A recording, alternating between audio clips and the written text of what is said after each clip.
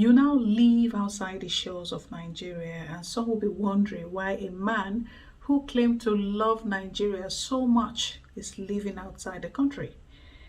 And the question is, what informed the decision to live outside Nigeria? Oh, I left in 1966 because uh, during the so-called revenge coup, the morning after the Saturday, all of a sudden, I heard gunshots. It was like downstairs in my living room. It was so close and very, very loud. I think that was the moment that decided for me I'd had enough of Nigeria because, frankly, it was only the Peter Pan column that was writing about the coup. And, my friends all said, why are you writing about the coup? Other columnists are writing about other things. Well, I just felt I can't justify myself if I don't write about the coup. And that was when I published excerpts of How to Be a Nigerian. So, who were the people after you, really? I knew some of the people involved in the coup. And the worst thing was my junior at school, who was my pet, Obieno, who was a lieutenant colonel in Abeokuta, was one of those brutally murdered in Abeokuta. And I remember Christopher Okibo phoning me to tell me what had happened overnight. Everything was just too much. And I knew it was only a matter of time before I couldn't see myself as I was doing, going from sleeping in one place at night, sleeping in another place. It couldn't go on forever. That's why I decided to leave. You came back to Nigeria after many years of self exile. The question, therefore, is what informed your decision to return home? In 1992, I came back, frankly, with the intention of resettling. Well, it didn't work out. I did not research enough what coming back implied. And I soon found I was wrong. I thought I could continue publishing my magazine in Nigeria, but the resources were not there. When I say resources, yes, they could print a magazine. But for instance, how do I deliver copies to Namibia? How do I deliver copies to Southern Africa, Central Africa, abroad? It wasn't going to work. So we returned to England. Then to my surprise, one day I got a call from a friend who was one of Abacha's right-hand men. And he said, Abacha wants to see you. You should come to Abuja. It turned out that Abacha said that the Daily Times, as he told me, said it's become a den of thieves who want you to come and resuscitate it. And if we find that people have stolen money, we'll arrest them. So you come back, and one thing or the other, I was told it would be just 1 year. It turned out to be 3 years.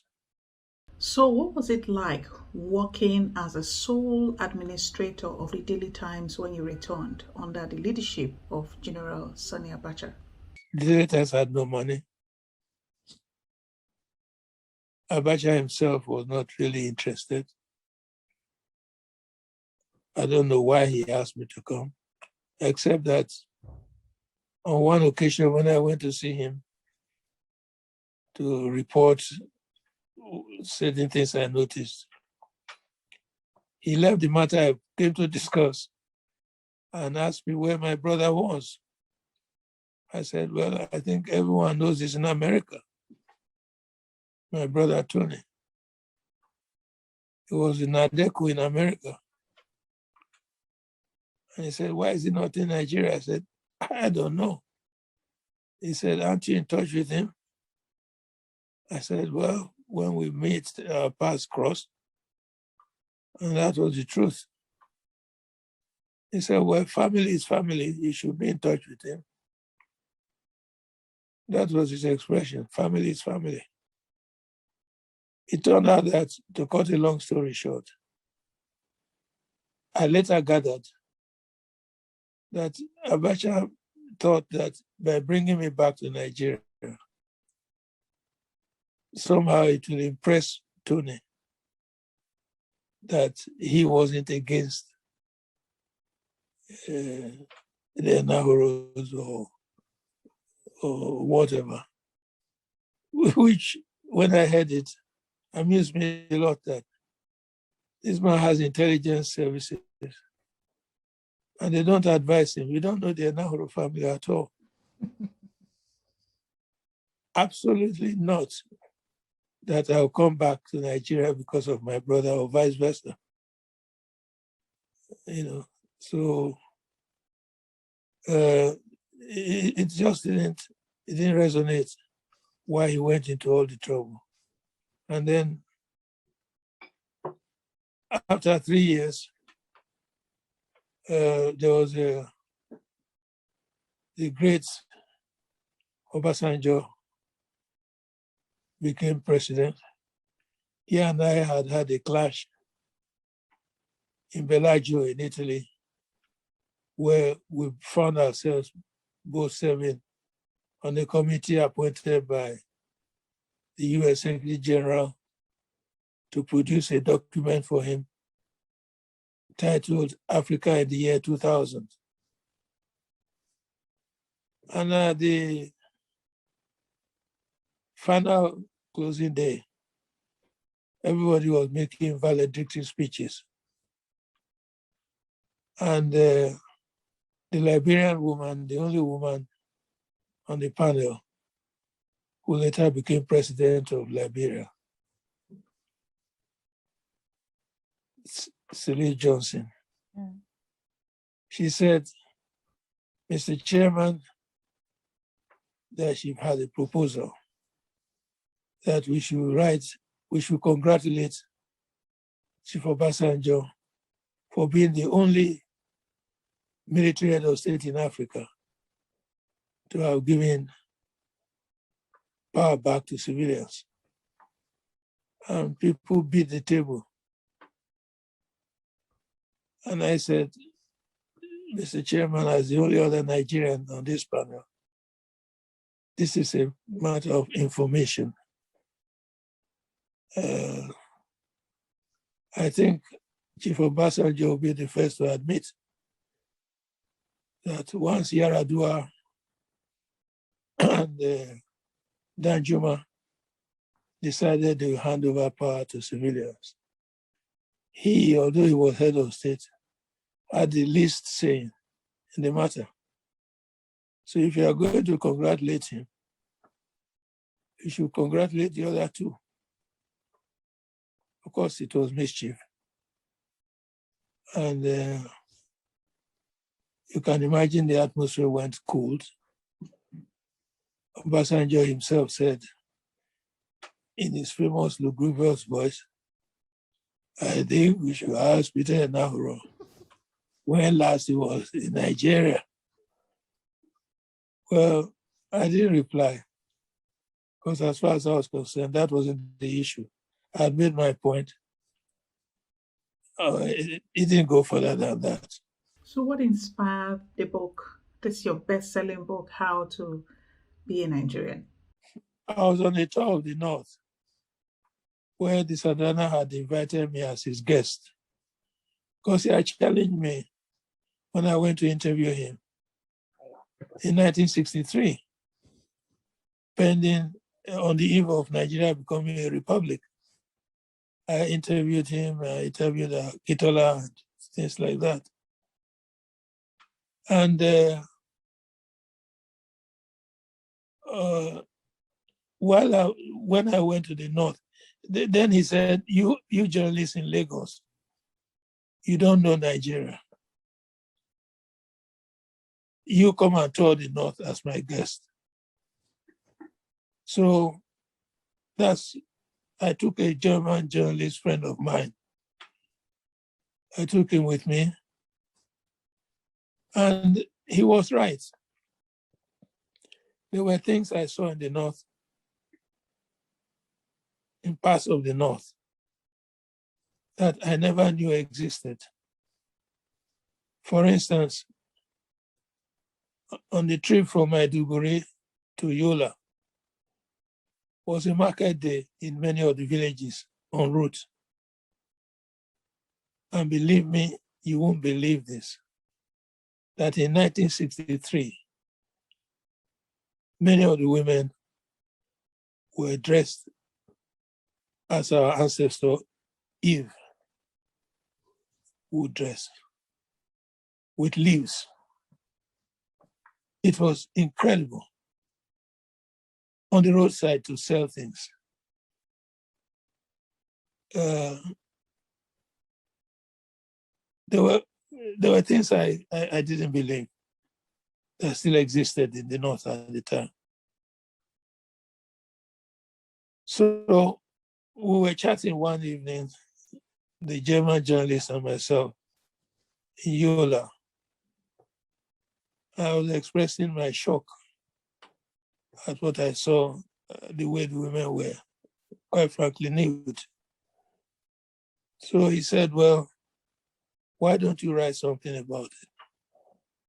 And I thought, I will write something funny, but make my point.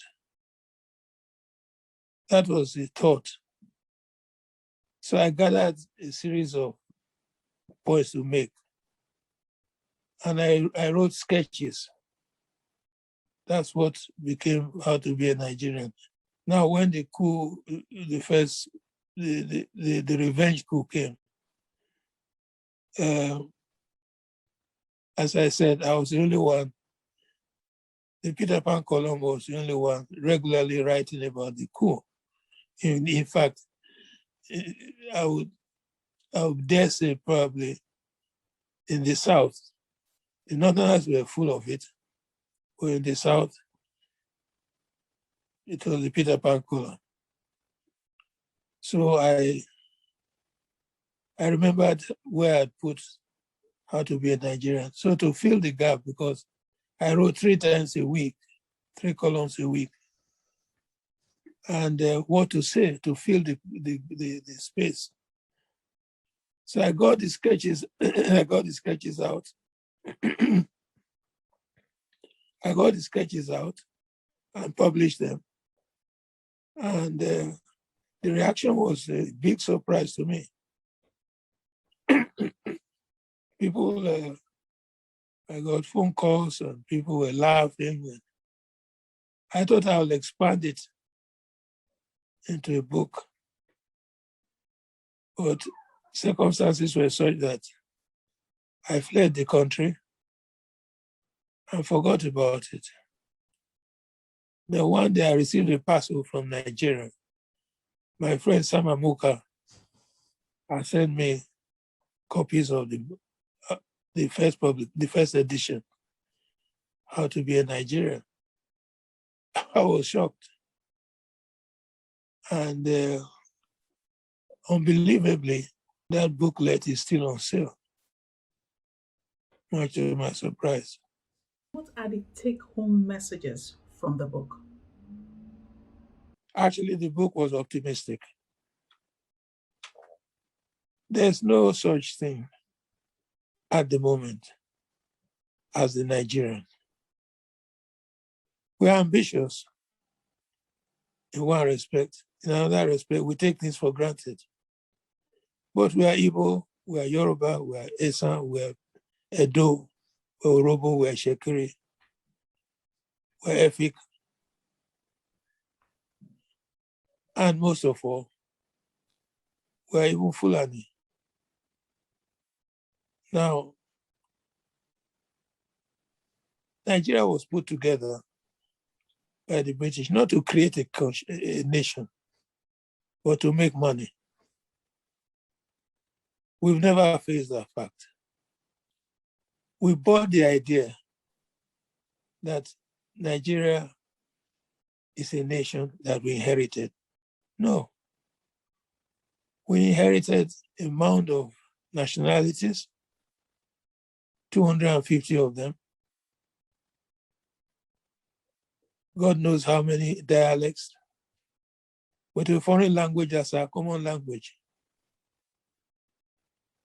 And unless you went to school, you were not even lucky enough to know Pidgin English.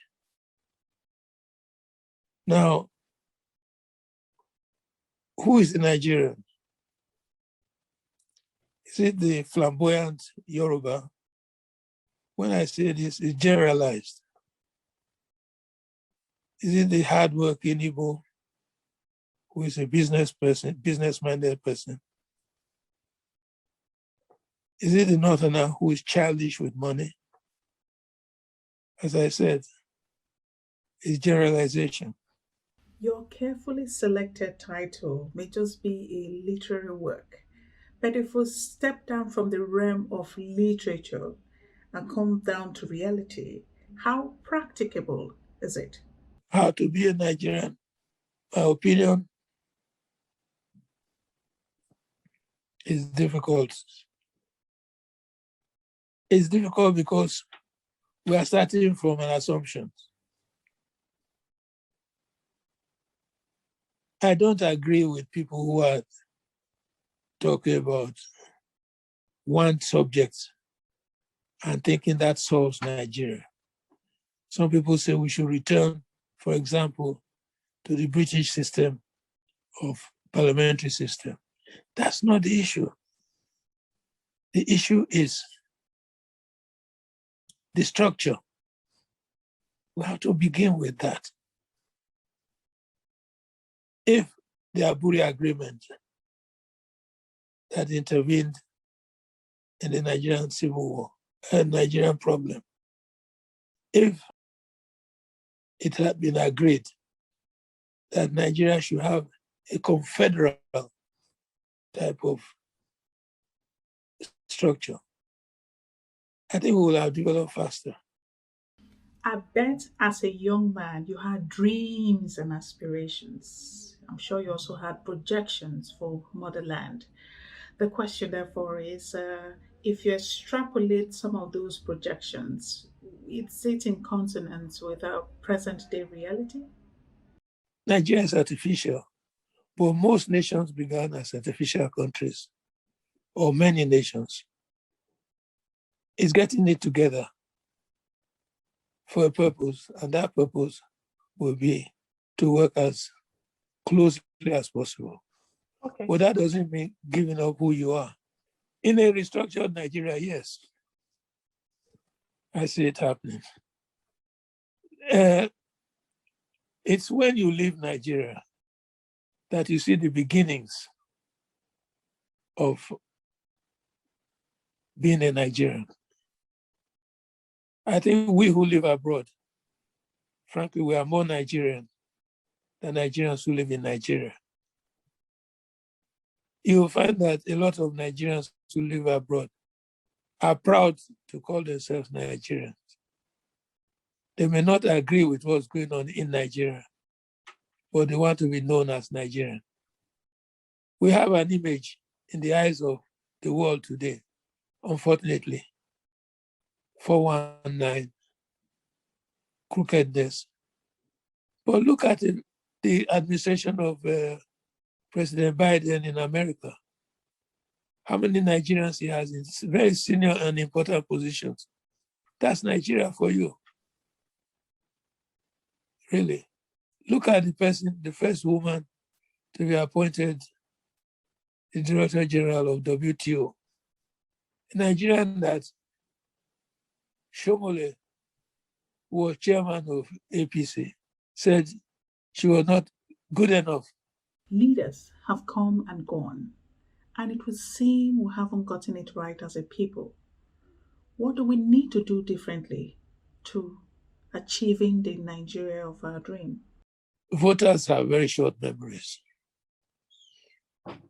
And we shouldn't expect that we can produce magical leaders who will suddenly be way, way different from what we have.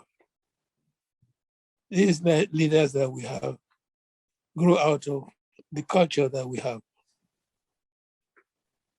I go back to what I believe is the first necessity, a restructure. We have to have a structure. These are the basis on which the country is run. Then on that basis, people will fill the gap. You can't have a local government that produces nothing,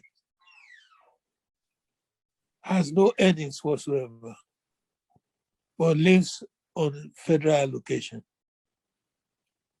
And you say, one of the things that amuses me is when Nigerians say our money, when they mean the income, the money we have to spend. What's your money? You don't pay taxes. It's not that you are lazy. It's just that the system does not police you to pay taxes. If Nigerians pay taxes, they keep an eye closer on their leadership. But because the funds come from nowhere, they are largesse. They just want their share of it. And that's all. Nigerians are more concerned with federal allocation, benefits, than how much did we generate revenue to justify what we want. They say Nigeria is rich. Nigeria is rich. Yes, a lot of money wasted, stolen, misspent. But it isn't true that we're as wealthy as people make. What we need is a system that enables Nigerians to contribute 5 naira a year, the lowest paid person. 5 naira tax, head tax, or as the colonial people used to call it.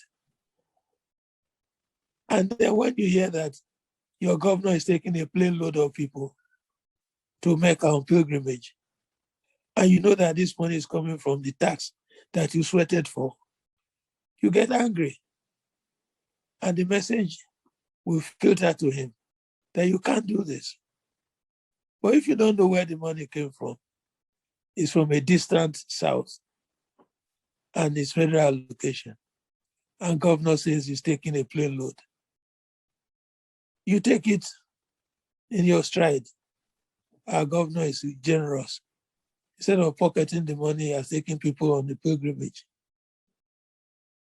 We have to learn that when we have the right structure, it will produce leadership to fill the holes that we need to fill. Now, let's talk about corruption. What, in your own opinion, do we need to do differently in tackling this menace in society? All nations are corrupt. It's the degree of corruption and the basis of corruption. The UK has had Scotland Yard, with all the beautiful things they've written, all the nice things, the films they've made about Scotland Yard, they've had corrupt policemen. American politics is corrupt. The last president hasn't paid his taxes for 12 years and boasted about it. Now he's no longer in office. And all of a sudden, there are a lot of investigations now being made into his finances. All nations are corrupt. It's the degree of corruption and the basis of corruption. Our problem is that we have not defined yet, or not been allowed to define ourselves what is corrupt. In Nigeria, corruption means you have, I don't have, you are corrupt. If you have opportunity and you use it, I don't say the opportunity came and you used it. All I'm concerned with is that you used it. Therefore, it's corrupt. It's wrong. Corruption is something that is said about Nigeria. Yes, there is a lot of corruption, but I've been in more corrupt countries. I've been in Liberia, where the corruption is systematic. I don't know any country that I've traveled in Africa, and I did travel a lot, that you can say there's none. But that Nigeria is the most corrupt country is because the oil money came and the distribution of the oil money is not equitable. Let me tell you very quickly. When I was appointed the chairman of the National Broadcasting Commission,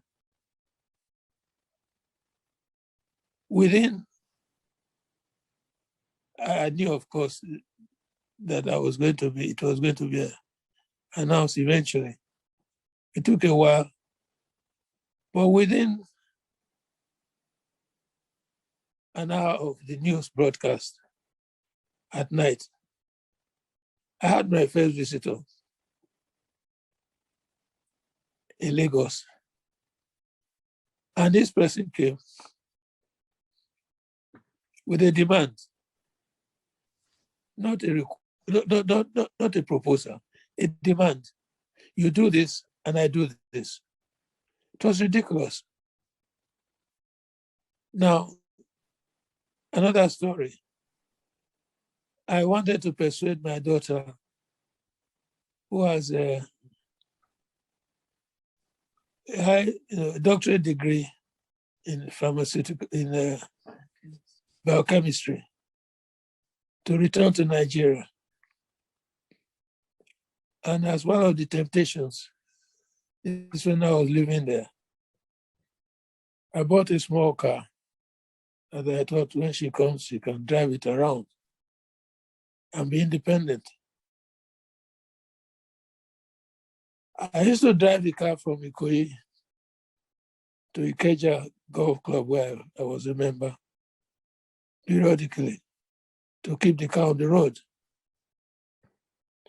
One day, on a Sunday, I arrived near the porch and parked the car. And this young chief didn't know that I could hear him. He had two young women with him. He said, "Oh, Nigeria." So you see Nigeria, that man there, Peter Pan, very famous in his day. Look at the small car he's driving. For him, that small car summed up my whole career, my whole life.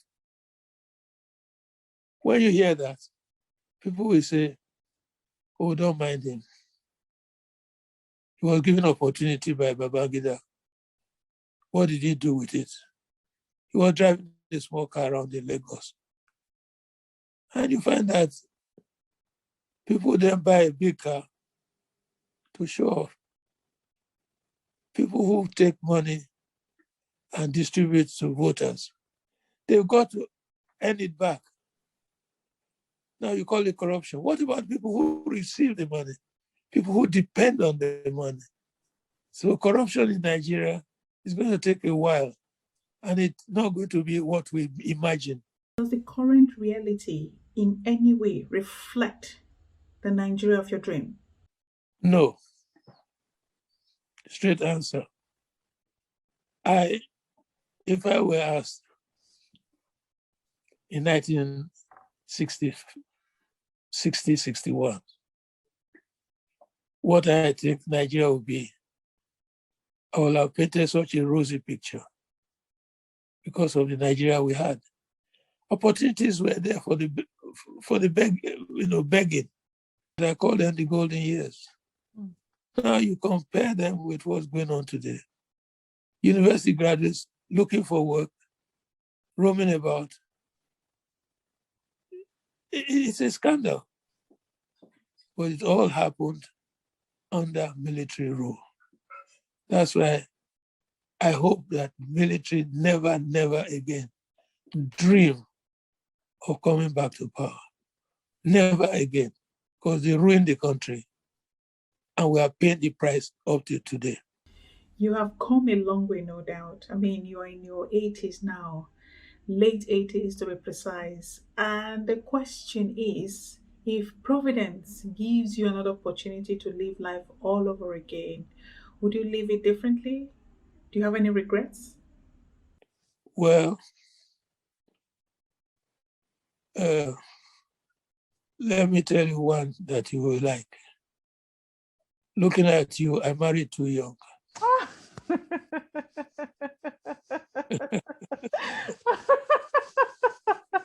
Well, I'm glad you're laughing because I'm not laughing. I didn't see that coming. Now, frankly, it's difficult to tell because circumstances that you have no control over dictate, what's going on. I was not responsible for of what we had in the late 50s. I wasn't responsible for the Daily Mirror in the UK owning the Daily Times and setting a standard which all the other papers knew they had to compete with. The Daily Service became Daily Express, and it was owned by the owner of the Times of London, a Canadian. We were doing well, but we didn't know it. I always say that we were not yet, we lacked the experience. We wrote many things that were, quite frankly, uninformed in the way we did. I know I feel guilty that we took things for granted. There are things that happened since then, especially when my first 10 years abroad, when I was living in Germany. I would often look back and say, but if this happened in Nigeria, we would have said so and so. But that's the standard here. A lot of things have happened since then that I look at my life, and frankly, I have to admit we made a lot of mistakes. We pushed our politicians too far. We pushed them into the hands of the military. We made so much fuss about things that were part of developing country. And we talked about corruption, when in fact, sometimes we meant use of opportunity. To be honest with you, I'm writing a book right now. And on one of the chapters, I'm examining the issue of corruption in Nigeria. I have lived now long enough to see what corruption means. I'm going to ask this naughty question. I just have to ask. What is it about journalists of your time and alcohol? Because it would seem a journalist is measured by the volume of alcohol they're able to consume back in your days. And the question is, why? The disease of the journalist a lot of journalists die of liver problem because they've drunk themselves to death. It's not only in Nigeria, it is part of the trade. Alcohol, there was a time, I mean, I've not been drinking for years now, but there was a time, to be honest, when I couldn't understand how somebody can spend a whole day and not have a thought of alcohol. It just seemed to me to be a wasted life. The part of living was to have something to drink. You don't get drunk. Your system gets used to it. And don't forget also that we tend to meet people of all ranks in our profession. You either meet somebody today who is a vagabond and you are the one paying, or some big shot invites you and he offers you, you don't say no. I have seen people abroad. When I got to Germany, my first job, my job actually, was working for Radio Deutsche Welle. And we had a pub downstairs. It just seemed so fitting because when you are working and you feel thirsty, you go down to the pub and you buy yourself a glass of beer and come back upstairs. I don't know why they chose a place where there was a pub, but it was appropriate. It's part of life, part of the life of a journalist. I'm not recommending it to young journalists now, but let's face it, when you are young, you are told not to drink so that you can live to old age. When you are old, you are told not to drink because it will kill you.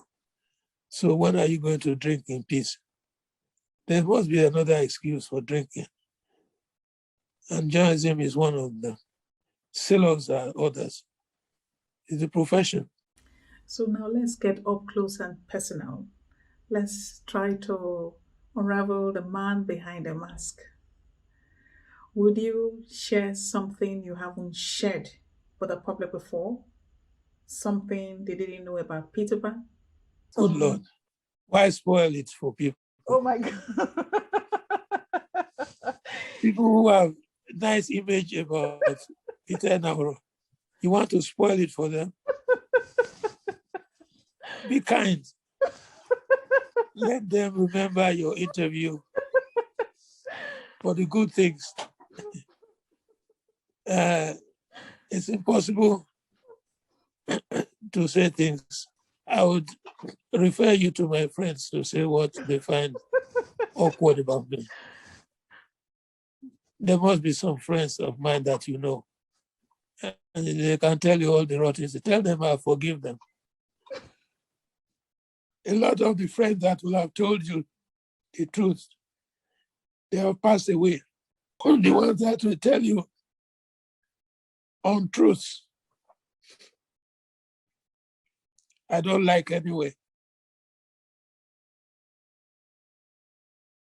You won't get the correct information from them. Besides, my family, they're around me as I'm talking now.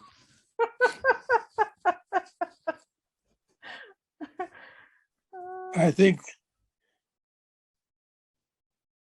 what they don't know already can be that many. But it's best. Can you imagine if I were to ask you to reverse it? We'll be here all day for you to tell me what's bad about you. But I didn't say it has to be bad. I mean, it could be good, mischievous, anything but bad, you know?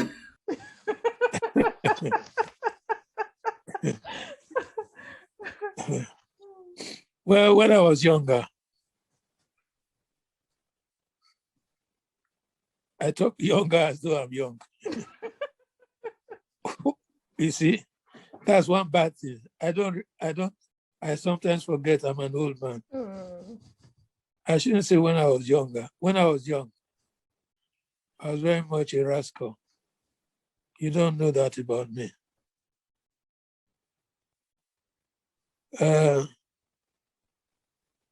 When I grew older, I was in Germany, and it was in Germany that I actually grew up, because in Lagos, starting out so early, I was 23 when I was made editor of the Sunday Times. I was too young. And what was required of me was to behave myself. I was a member of the Island Club, for instance, where at that time, it was the premier club.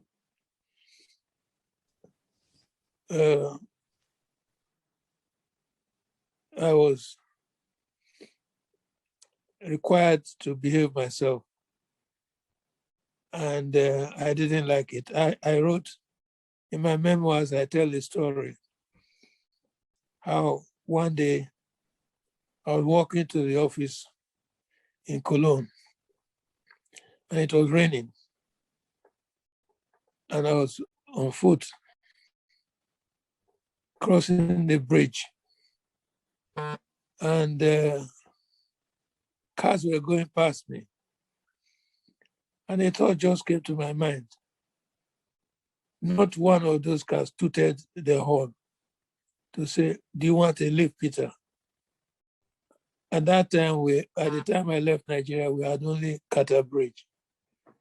And I thought if I were in Lagos, Kata Bridge, there would be a couple of cars at least that will now ask, "What, do you want a lift?" I was very happy with myself that nobody knew me, anonymity, because I wanted to be anonymous, unknown, nobody to bother me. Those were the years I grew up. And you know what adolescence is like. Mine came at a late age. I was 31 when I left Nigeria. And adolescence came at that time. That I would say people don't know about me. So when did you find love, or when did love find you? I like that chuckle. Well, let me explain that. I'm much older than my wife. We met in Cologne, in Radio Deutsche Welle.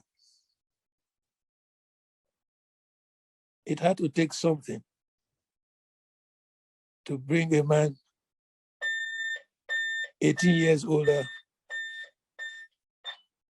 than his wife, to put them together. I will say that's a straight answer. Also, I would say that I had 3 children in my first marriage. And to be frank, I didn't know what parenting meant. I found it in my second set of 2 children. And now one of them has given me a granddaughter. And I'm finding that being a grandfather is another one of the joys of parenting. She's an angel. So what is that fantasy that keeps your heart warm? At this stage of my life, if I had my choice, I'll be in Iceland in a bungalow with a lot of snow spread in front of me. My nearest neighbor is half a mile away. I have my satellite TV, and I have a helicopter, and I want to go and play golf. And I bought my helicopter and go and play golf. I mix with friends. We have drinks together. When I finish, I bought my helicopter. I go back home to the peace and absolute quiet. I love absolute quiet. And I find that without really planning it, when I've chosen to live somewhere in Europe, I've always chosen somewhere with a lot of space, a lot of greens. In Germany, in Cologne, I lived 20 kilometers from the town center.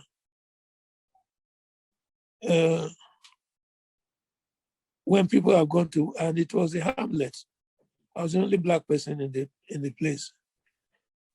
And when people have gone to work, the peace and quiet, I loved it. It reminded me of Warri government school when the school have closed. It reminded me of Akure. Reminded me of Adwekiti in particular. All these places. That's, and Anthony Village, I was the first person on what is now called Sylvia Crescent. I was the only person there, in fact. When I left Nigeria, I lived there for 5 years. Nobody, no neighbors. It's just the kind of places I like. How would you sum up life as you know it? I would say that life is full of surprises. And one of the surprises that I have had to cope with is that life is short, given the number of friends who have passed away. Life is too short, given that once you've taken that exit from departure lounge, it's forever. You don't come back on a holiday. That is one. Two is that, frankly, what you can enjoy today, don't postpone it, because you don't know how long you'll be around. People have passed on who should still be alive, who never thought they would pass away so soon.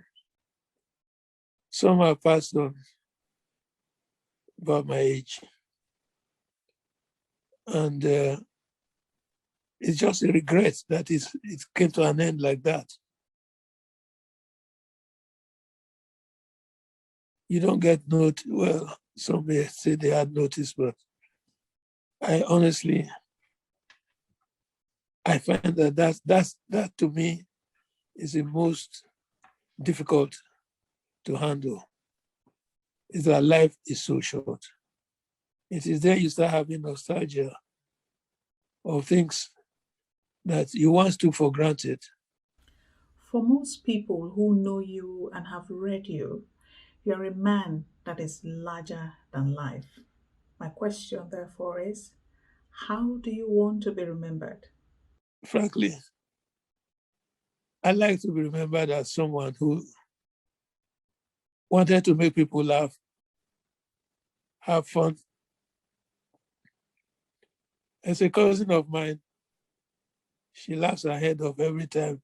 She reminds me of our conversation that I said at my funeral, nobody should cry. I would like to think that jokes are told, memories of what I did or said that accompanies me to the grave. I don't want people crying and beating themselves up. No. I want to remember that as a man who made people laugh and who enjoyed watching people laugh. That's what I'd like to be remembered for. In fact, there's an Igbo song, High Life. I won't mention it now, but I've joked with friends and they thought, well, they think I'm joking. But I'll be saying that when I'm being accompanied to my grave, if I were in Nigeria, I like to think that they are singing that song. It's a high life music, very beautiful. So you're a big fan of the high life? No, it just happened that that particular song appeals to me as a farewell song. Right. Whereas it isn't, it's a dance. But the way it sounds to me, I say, what a lovely song to be accompanied to the grave with people dancing behind you. So do we say your taste of music is high life? Maybe country and western, when it is very sad. I like it when it is sad. I like classical music too, but it's got to be slow. My favorite is On Wings of Song by Mendelssohn. And on that note, I want to say thank you so much for the time you have spared to chat with us on this special edition of Conversation with History. May the labor of love for motherland never be in vain. And may your dreams and projections for Nigeria come to pass. I want to say thank you so much. Thank you. Thank you for giving me so much time.